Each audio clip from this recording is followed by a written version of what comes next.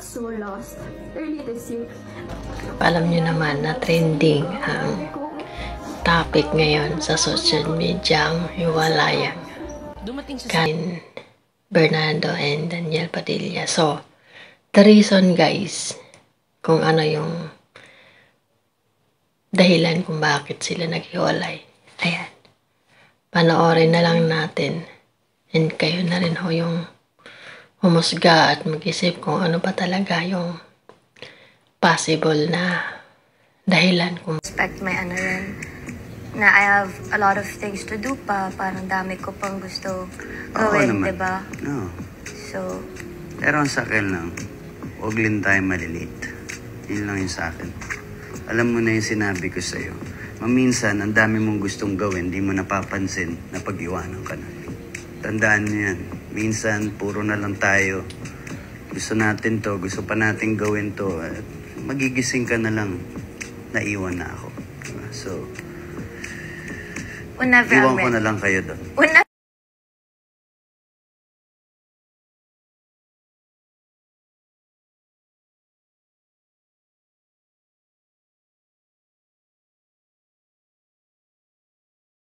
Loyalty goes, career kang landed.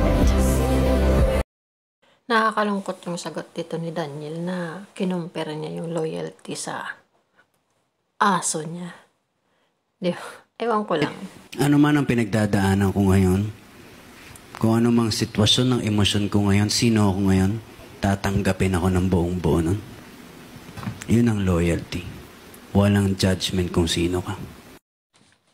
Alam mo guys, mapa-normal na tao, mapasikat ka, lalo na sa mga sikat na artista. Kasi dyan sa showbiz, napakaraming tukso.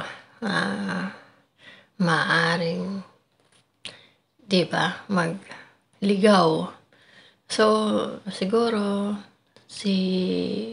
tagal na kasi nilang magkarelasyon, pero siguro niyayaya ni Daniel na si Catherine na magpakasal na sila. Tapos siguro si Catherine, marami pa siyang mga gusto, whatever na ano man yung mga dahilan.